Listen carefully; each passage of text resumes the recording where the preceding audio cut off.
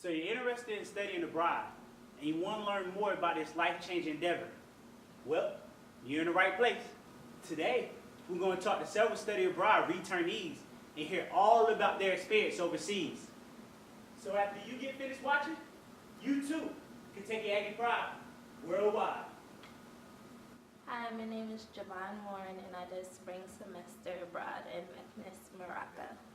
Hi, my name is Christian Young, and I did 2 summer sessions in Madrid, Spain. I'm Jehudi Willis, and I did a spring semester abroad in Kumasi, Ghana.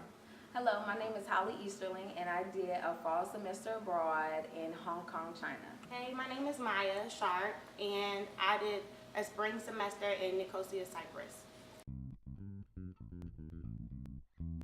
Well, I studied abroad with ISA, which is the International Studies Abroad program, and we did a lot of volunteer opportunities. We also studied in Moulay Smale University, and I also spent some time volunteering with local orphanages and women's shelters. The study abroad program was basically going to an international school, University of Antonio de Nebrija, and we basically immersed ourselves with the students there. We had students from Japan, Chile, Korea, and we had students from America as well. My study abroad program was a bilateral exchange. It was a North Carolina A&T's program, and pretty much it was like a swap between me and an exchange student. We kind of just took places. A student came here from China, and I went to Hong Kong, and their tuition took care of me while my tuition took care of them. Actually, I didn't go with a company. It's an exchange program with A&T and Kwame Nkrumah University of Science and Technology. So it was a direct exchange program. So I paid for my tuition here at A&T and just paid for their fees there and housing. I think the biggest challenge I faced was being homesick. I've been away, I'm an out-of-state student, so I've dealt with being away from home, but being abroad and not being home and missing my family is probably the hardest thing for me. But I did get on Facebook and Twitter and still keep in touch with them. Challenges I faced abroad were the money value, because dollars were very diminished in value over there, as well as the language barrier, because I never took Spanish for like 4 or 5 years. And going over there, it was quite a challenge, but honestly, I learned more Spanish over there than I did my entire life down here in America. While studying abroad, me and my friends experienced some discrimination. A lot of people thought that we were from Africa. We dealt with that a lot. They would ask us stereotypical things like, do we play African drums? And we had some close friends they thought that our family were like from Africa, so they would ask us like, were our parents from Africa? And if we would say no, they were like, well, are your grandparents from Africa? And so they knew that we come from Africa, but they really didn't have any prior knowledge. So we kind of tried to help them along the way. We taught them about us as we learned about their culture. I did get sick while I was abroad. I think I would jump too much into the culture, so just trying everything, trying all the food and whatnot, so I got a little sick. Got over it though. The food there is funny. They don't eat a lot of vegetables at all. I didn't see a lot of green at all. It is pretty heavy stuff, so like fufu and banku, like everyone makes jokes about fufu, but I actually started really liking it. But fufu is kind of doughy, and you eat that with a stew and some sort of meat, whether it be fish, chicken, or whatever. And so a lot of this stuff are pretty heavy and pretty filling. I got to a point where I was eating fufu every Wednesday. It's actually an experience because you have to eat it with your fingers. Like that's how traditionally they eat food. They eat it with their fingers, and you grab some of the fufu, dip it in the stew, and you eat it. So you're in there sweating and grubbing. So it's an experience.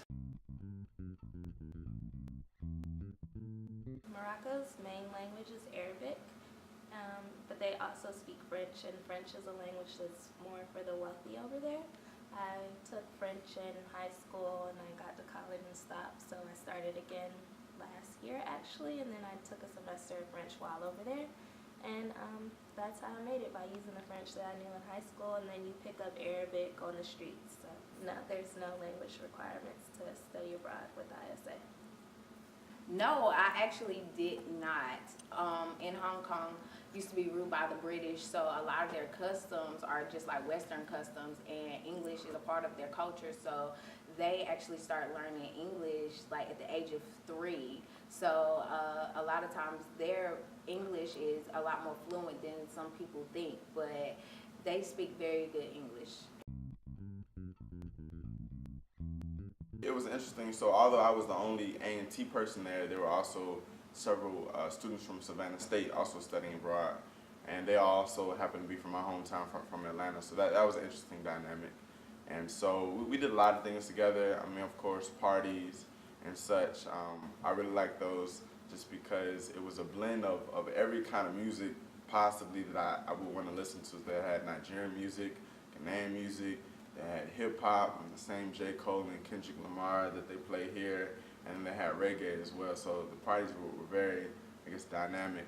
We ate a lot. We tried a lot of different foods. One of my favorite foods was dim sum. Who? Dim sum, dim sum is a type of food, and like you ever heard of like dumplings? Yeah. And what else do they have? Like fish balls. It's a lot of appetizers, pretty much, but it's like really good food. It's traditional Chinese food. A lot of times we went hiking, we went to the beach. They have so many beautiful beaches in Hong Kong. We spent a lot of time going shopping. It's like the shopping capital of the world. So for fun, we did a lot of different things. I went to a traditional Greek club once, where it's just like throwing plates on the ground, smashing plates, a lot of laughing, dancing. So that was interesting. And I did a lot of traveling. Cyprus is an island, and the location it's in is right in between 3 continents, so it's easy to travel. It's very inexpensive. I know one weekend we went to Greece just for the weekend, not for any reason in particular, but it was so easy to travel. I know another place we wanted to visit was Egypt, again, just for the weekend. So because it was so easy to travel and expensive, we traveled a lot of different places. And then even within Cyprus, they have a lot of different places you can travel outside of the city, a lot of different beaches and stuff on the outskirts of the island. Scholarships, grants, and financial aid, thank God, as well as a +1 loan from the government as well. I'm an out-of-state student, so me going to Morocco was actually cheaper than me staying at A&T for a semester. I got most of my funding from FAFSA, and then my parents funded the rest. So I got a scholarship through the Office of International Programs. I wasn't eligible for the Pell Grant, or I wasn't available for the big scholarship, but I was eligible for the Office of International Programs scholarship, and then through Dowdy, I'm also a Dowdy scholar, so that helped to pay for the rest. I'm an out-of-state student here at A&T, so my tuition plus room and board and fees is typically pretty high, especially because I stayed on campus and I had a meal plan. So the good thing about my financial aid that I did get, so the loans that I got from FAFSA and the scholarship money I received from the School of Business and from financial aid, they all transferred over to my program fees. So I used those, and that actually covered all of my program fees. Whereas here at A&T, that'll only cover a portion of my tuition, and my parents will be responsible for covering the rest.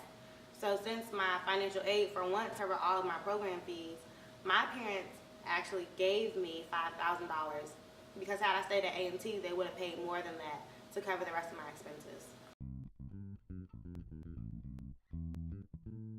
My most memorable moment was running with the Bulls in Pamplona, and in the process of running with the Bulls, they came very, very close to me in the process, It was a very like stampede when the event started, and when we got in there, they didn't tell us that they were going to let the bulls run loose. So, come to my surprise, out of nowhere, I just see a bull just coming towards the middle, and everybody just spread out. And then it's every man for himself. They literally let bulls run around and let the participants basically play with the bulls until they ultimately, sadly, kill the bull. That was the most memorable of my moment. Okay, so my most memorable moment was definitely going cliff diving. We went to, well, for me it was more like sea cave diving because I wasn't bold enough to jump off the really, really big cliff, so I jumped off the smaller one. But even the smaller one was still 30 feet. So for me, that was a huge deal. Jumping 30 feet off of a sea cave into the Mediterranean Ocean was amazing and exhilarating, and I probably will never do it again, but it was great to do for the first time. We went to Accra and we went to Labadi Beach. This is a very nice beach behind like a 5-star hotel. And so we were out there and we just spent the whole day out there. And so that doesn't sound it sounds very simple. It sounds like something that anybody would do and could do anywhere. But just the environment there was Rastafarians out there selling wood carvings and goods. And then they would see my hair and be like, Rasta, brother. So we trying to give me deals on wood carvings or paintings or whatever. There was also I guess Ghana is very known for their entrepreneurism, I feel like, and so you would see people there who have bought horses and were giving out rides, not giving out rides, but charging for rides along the beach, and so that was something that you could do, no saddle, just bareback, just going down the beach, wind blowing and such, so that was definitely interesting. And then really just, as I always go back to the people, one thing about Ghana is just the people are so peaceful and I feel like they're so happy. I learned that I can't let America continue to think for me. Well, America always portrays the Middle East as being oppressive to their women or a terroristic society, and it was something that I just had to find out for myself. And when I went over there, I learned that the women of that culture love their culture, and they're just like us. They eat the same foods. They have burger places. They have McDonald's. They have Pizza Hut. They have clubs. Sometimes they dress like us. Sometimes they don't. But it's just their culture, and that's what they're used to. And this is our culture, and that's what we're used to. Being open to new experiences. Because before I went, I've never really traveled outside of the Triad area, and now I kind of just want to go anywhere I can, honestly. I'm trying to go back to Spain for a teaching assistant for 9 months, and I'm also trying to go to Mexico for spring break as well. So for nothing now, I'm trying to go all over the world, so it changed my life, really. I think what I learned most about myself is that I have more patience than I realized. I always thought I was a very impatient person until I studied abroad, and then dealing with everyone's questions about my culture and my background and my heritage, it made me realize how much patience I had, because I never envisioned myself in that situation and handling it as well as I did. So the fact that I was able to handle those kind of questions professionally and courteously made me realize how much patience I had. That's something I had to really think about it and digest.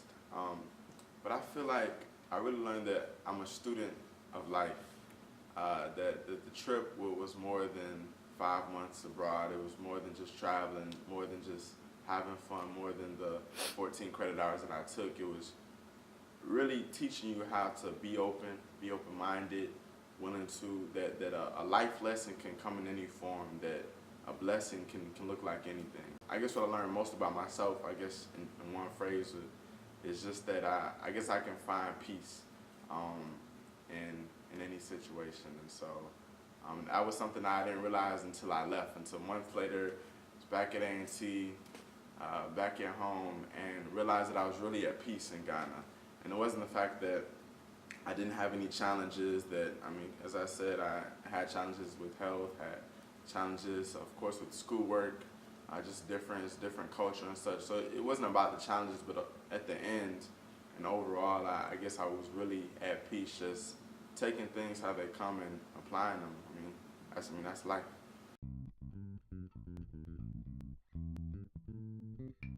I tell them to just do it, because once you study abroad, you've opened so many doors that you never thought would be open for you. And what's holding you back is sometimes you're just scared to step outside the box. But if you continue to live in this box all your life, then you're never going to see what's out there. Have no fear.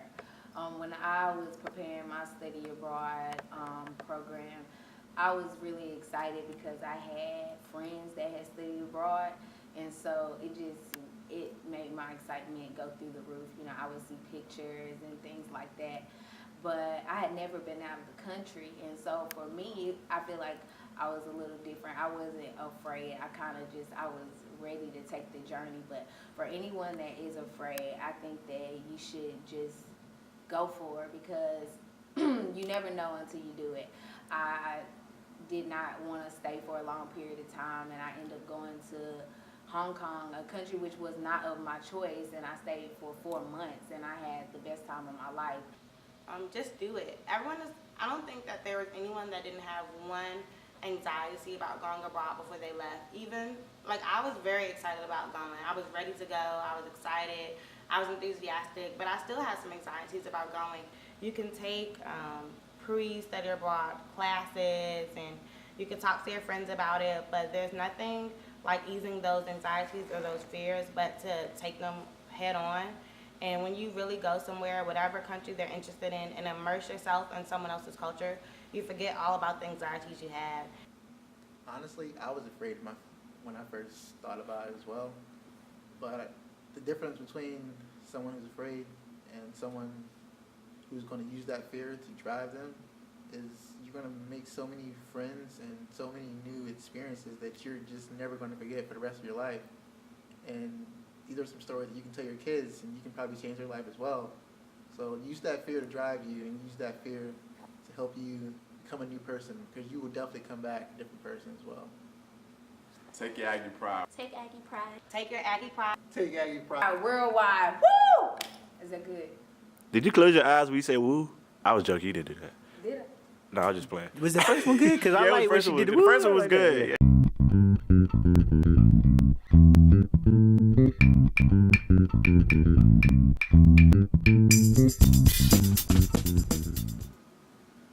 Oh yeah, if you want to learn more information about studying abroad at North Carolina Agriculture and Technical State University, all you have to do is visit the academic classroom building. On the second floor is the Office of International Programs. When you go in there, ask for a representative, and they'll guide you through the process. Their office hours are from Monday, Tuesday, Thursday, and Friday, from 8 a.m.